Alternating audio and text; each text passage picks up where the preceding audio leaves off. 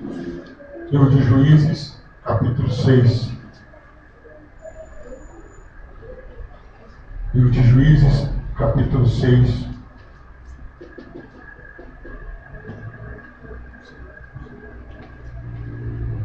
Livro de Juízes, capítulo 6, 14 e 15.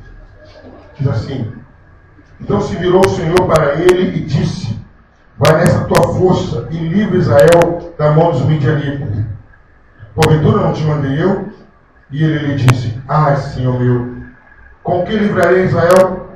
Eis que a minha família é a mais pobre de Manassés, e eu o menor da casa de meu pai. Queridos, estava preparando o sermão da noite, e Deus me trouxe a palavra inicial, essa aqui. Deus pega Gideão, chama Gideão, no meio de uma crise nacional. Crise nacional.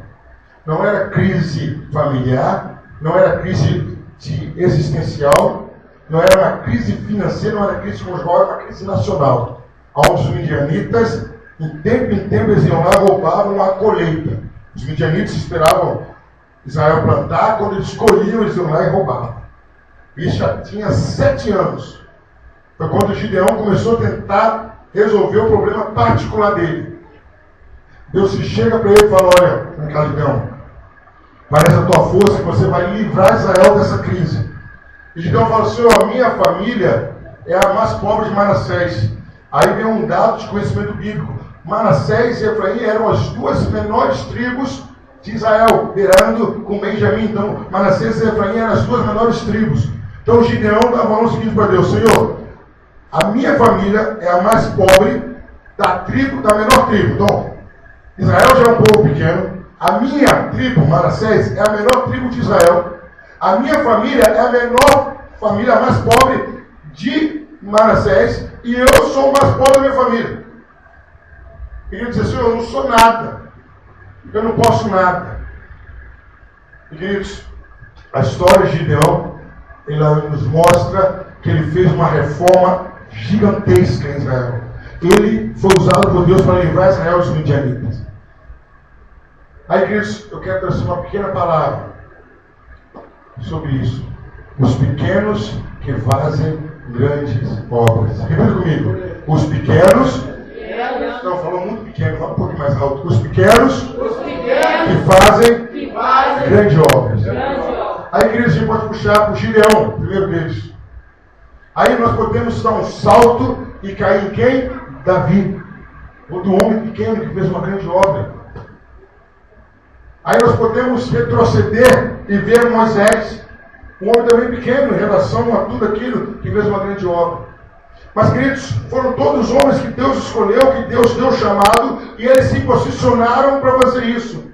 E eles têm alguns pontos em comum, queridos. A primeira coisa que nós podemos ver, até mesmo com relutância deles, alguns relutaram, alguns não quiseram, mas aceitaram. Um pequeno para fazer uma grande obra, a primeira coisa, queridos, ele tem que aceitar o chamado de Deus.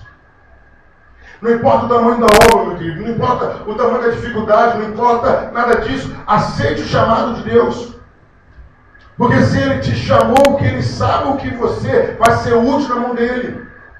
Você é pequeno, quer fazer uma grande obra, Deus te chamou, aceite o seu chamado. Pastor, a minha escolaridade é baixa, a minha situação financeira é baixa. Pastor, eu não tenho jeito para ir, não jeito dele. Deus te chamou. A primeira coisa que os pequenos puderam fazer a diferença, fizeram grandes obras, porque eles ouviram o chamado de Deus. A segunda coisa, queridos, que os pequenos nos ensinam, fizeram grandes obras, que eles tiveram fé.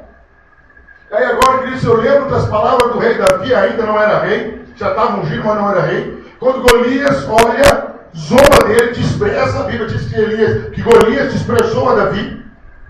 Ele falou: eu sou como um cachorro, sou como um cão, vocês mandarem uma criança atrás de mim. Aí Golias solta a palavra, falou: hoje eu vou acabar com você. Em outras palavras, Davi falou: não, eu estou indo em nome do Senhor dos Exércitos. Eu vou te vencer, eu vou cortar a sua cabeça, para que todos saibam que há Deus em Israel. Queridos, Davi, Gideão, Moisés, relutaram para receber o chamado, mas receberam o chamado e tiveram fé. Quer fazer uma grande obra, querido? Quer fazer uma grande obra, querido? Tenha fé naquele Deus que te chamou. Aleluia. Tenha fé. Primeira coisa, eles atenderam o chamado. Segunda, eles tiveram fé. A terceira coisa, querido, a terceira qualidade que eu chamo a atenção aqui. Todos eles foram pessoas de coragem. Eles tiveram coragem. O interessante é que na história de Davi, a Bíblia diz que Golias correu para Davi, Davi ficou esperando. Davi corre para cima do Golias também. Golias vem, Davi vai. A Bíblia diz que com muita relutância, mas Moisés foi lá e falou para Faraó, na cara de Faraó, solta o meu povo. Faraó, e o que é isso? Soltar o seu povo? Eu sou Deus acima de todo. Faraó pensava que era um Deus ou era uma divindade. Eu não, meu Deus quer ser adorado. Coragem. Gideão, com todos os temores, ele enfrentou. Queridos, o pequeno faz uma grande obra. Primeiro, quando ele ouve o chamado de Deus. Segundo, quando ele tem fé nesse Deus que o chamou. Terceiro, quando ele passa a ter coragem.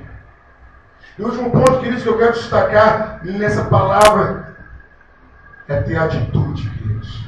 É fazer acontecer. É fazer, queridos. Eu não adianta nada eu receber o chamado, eu ter fé, eu ter coragem e eu ficar com o braço cruzado. Queridos, grandes pessoas fizeram grandes obras quando eles começaram a fazer alguma coisa.